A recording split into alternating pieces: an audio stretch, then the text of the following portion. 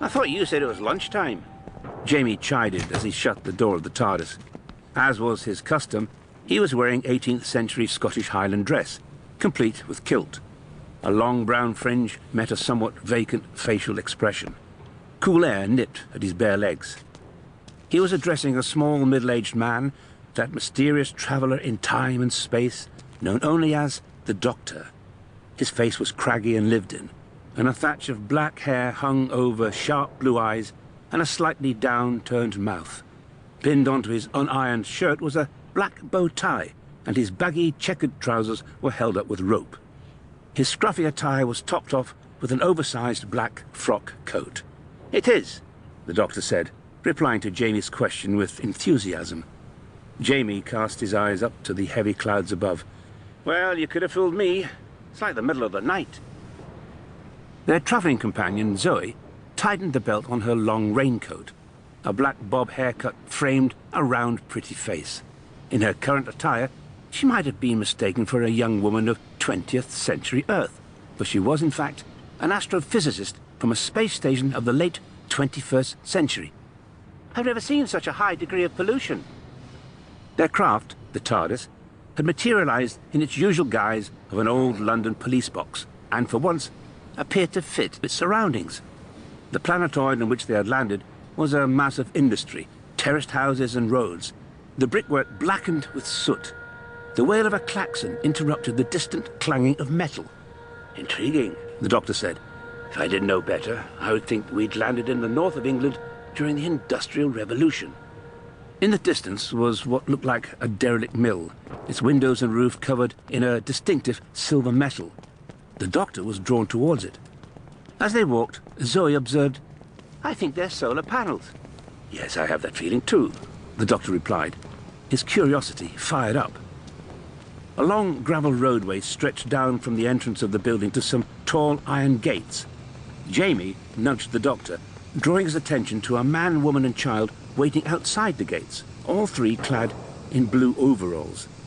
The woman was quietly weeping. The child held her tightly around the waist, and the man, an arm around the woman's shoulders, looked sad. His jaw clenched and his brow furrowed. "Hello there," the Doctor said. "Is everything all right?" The man looked the Doctor up and down. "You're not in your overalls," he said. "Don't tell me they actually gave you a day off." My friends and I are travellers," the Doctor replied. "I can see that you're distressed. Is there anything that we can do to help?" "Thank you," the man said. "Our daughter has just died. There's nothing you can do." The man glanced at his wife, whose tearful eyes were now anxiously fixed on the building beyond the gates. The Doctor offered his condolences and introduced himself and his companions. Responding, the man said he was called Wetham and his wife was Coral. Their 6-year-old son was Vebu, Veb for short, and their daughter's name had been Raimai. "What happened to her?" the Doctor asked gently. "They had her dislodging the drill head at the foundry," Wetham explained. Coral said, "I'm going to put a formal complaint in with Foreman Wren when our shift is over. I think it's outrageous to put children through that kind of barbarism. At one time, they had rights."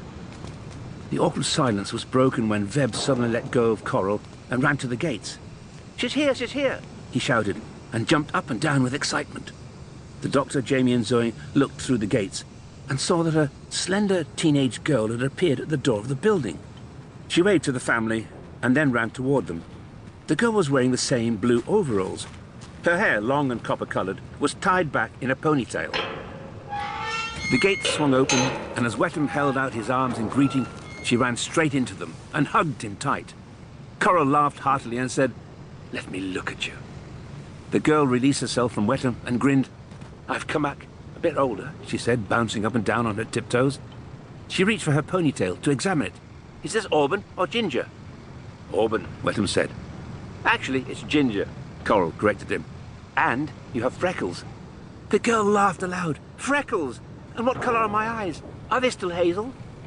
Vebu formed two fists and punched the air, keen to join in. "They are blue," he shouted, his mass of brown curls springing over his shoulders. For a second, the teenager was deflated. "Ah," she said, "I loved having hazel eyes." She grinned at Wetham. "But it could have been worse," she told him. "I could have come back as a boy."